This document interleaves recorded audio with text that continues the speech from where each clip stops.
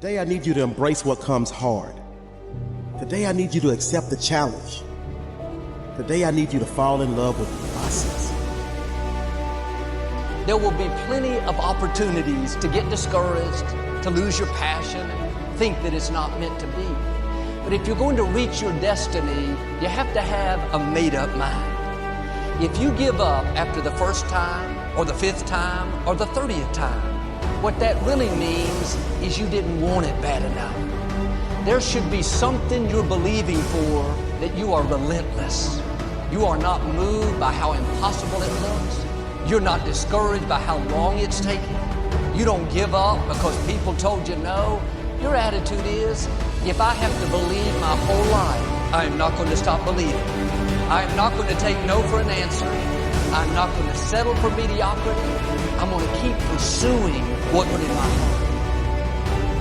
And ask ourselves, what do I really want? What do I really want? And write it down. Writing causes thinking. Thinking creates an image. And you get these images going, you're building a vision in your mind. It's the visionaries that changed the world. Think of them. But what keeps that competitive edge, what keeps you on top, is the ability to think and prepare mentally over and over and over again. The body has limitations, the mind does not.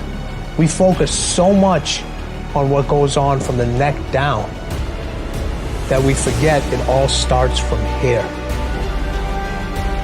Everything starts from here. If you're not mentally ready, you're never really physically prepared. And that's where the preparation starts. What would your life be like as you look toward the future if you decided, I'm not going to allow my fears to stop me? And I'm saying to you, whatever you got to do it, because if you don't, life is going to whoop you until you surrender. So when you're young and you make mistakes, don't let them eat you up. Because everybody that done made it. You got to fail in order to win. Hey, look, man, to understand how to hit the game winning shot, you got to miss the game winning shot. You know, you got to be tough because the road to success is always under construction. It's never a clear path to success. The people who become successful are the people who have a relentless attitude. And you just got to hang in there through the bad breaks, because the bad breaks is coming, but they usually come right before the big break is about to happen. You get a series of bad breaks and it stumbles up a lot of people. My life and my success is to say to anyone, you can stumble, you can fall, you can get back up again.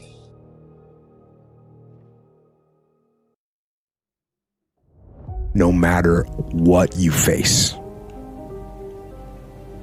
no matter how bad it is going to be, when there is a challenge, and by a challenge I mean anything in life, any challenge, anything that you're facing, the only way to overcome the challenges that you face is to start walking. Take that step every day, no matter what you are facing.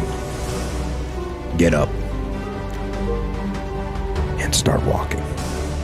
I have the ability to see the end before the beginning even begins. And what that means is I know that to get to the very end, I can see it right now. So before I went to Buds and I was losing all this weight, I saw myself walking across the stage at 191 pounds. That's what I had to get to get into the door. I saw myself 6 months, a year later, whatever's going to take me to do it. I saw myself walking across that stage, getting that certificate of graduation from Buds. And I was able to be there at 300 pounds. And that feeling that I was nowhere near that feeling, I was able to put myself there 1,000,000 times every day. And that feeling of like, my God, that is going to feel amazing. That's what made me suffer. That's what allowed the pain to be real and say, this is worth it. I want to feel for this next 18 months. It took me 18 months to finally become a Navy SEAL, to finally, just get through buds. 18 months. It's 6 months. It took me 18. That's what woke me up every morning was I'm going to put myself through this much pain and suffering for a few seconds. That's all it is. A few seconds of joy. And it's so worth it, man. That's what people don't get. So I'm able to put myself at the finish line, even though I have no finish line, but at the finish line of an event before I even start them. They say, how are you going to feel at the end of this? Visualizing is my biggest tool of life. That's why I've been able to put myself in cold water, put myself in a 100-mile race millions of times before I've done it. And I'm able to go through the race and see how I'm going to feel at mile 50. Almost to the exact feeling. Right, so when it comes up, it's no surprise. It's no surprise. I've already done this a million times. The other thing is take full responsibility for your life.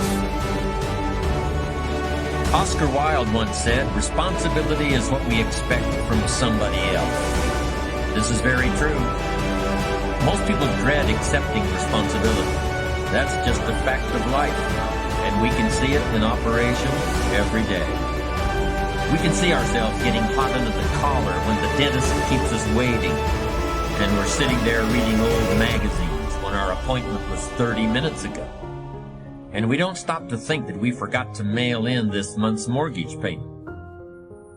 We can see ourselves growing angrier and angrier because a business contact is supposed to call at noon, and here it is almost 2 o'clock, and the phone still refuses to ring.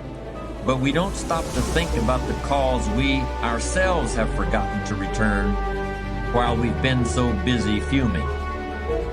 We can see ourselves writing an angry letter to the airline because a flight was delayed, but we don't write an angry letter to ourselves when we're late for something, even though that might not be a bad idea at all.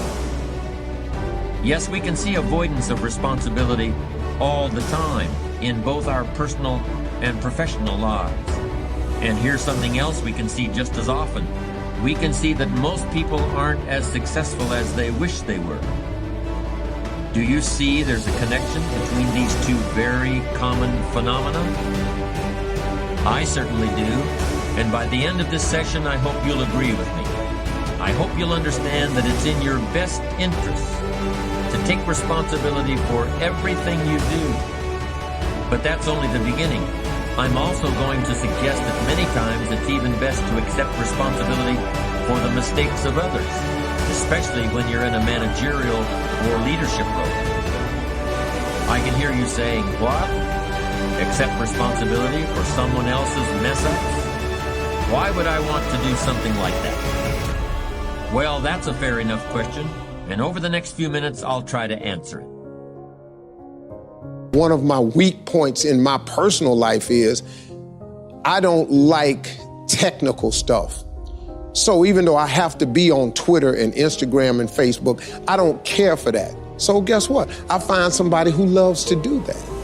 I find somebody who has a strength where I have a weakness, and I partner with them. All you're trying to do is get to the goal.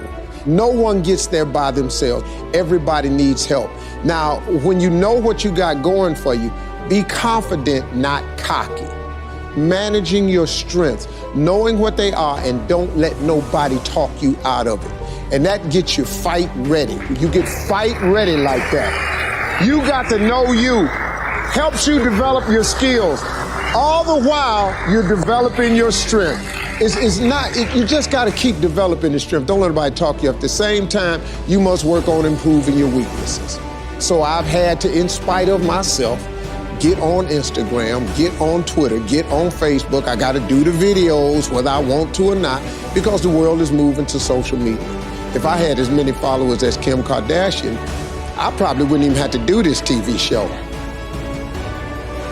During the years when professional basketball was just beginning to become really popular, Bill Russell, who played center for the Boston Celtics, was one of the greatest players in the pro league.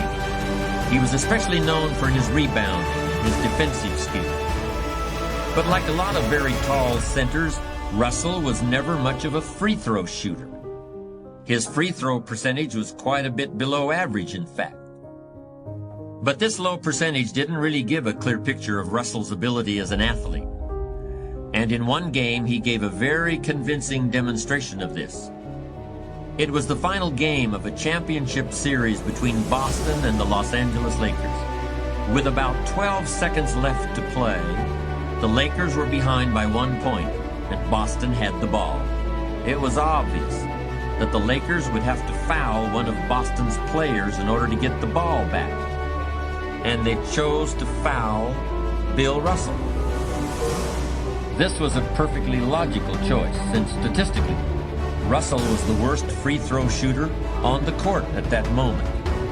If he missed the shot, the Lakers would probably get the ball back, and they'd still have enough time to try to win the game. But if Russell made his first free throw, the Lakers' chances would be seriously diminished. And if he made both shots, the game would essentially be over.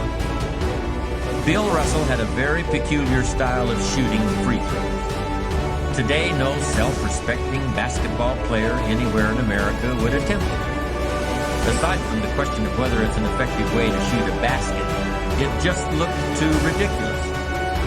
Whenever he had to shoot a free throw, the 6'11" Russell would start off holding the ball in both hands about waist high. Then he'd squat down, and as he straightened up, he'd let go of the ball. It looked like he was trying to throw a bucket of dirt over a wall. But regardless of how he looked, as soon as Bill Russell was fouled, he knew the Celtics were going to win the game. He was absolutely certain of it. Because in a situation like this, statistics and percentages mean nothing. There was a much more important factor at work. Something that no one has found a way to express in numbers and decimal points. Simply put, Bill Russell was a player who wanted to take responsibility for the success or failure of his team. He wanted the weight on his shoulders in a situation like this. No possibility for excuses, no possibility of blaming anyone else if the game was lost, no second guessing. Bill Russell wanted the ball in his own hands and nobody else's. And like magic, even if he'd missed every free throw he'd ever shot in his life before this, he knew he was going to make this one. And that is exactly what happened. That is what virtually always happens when a man or woman accepts responsibility eagerly and with confidence.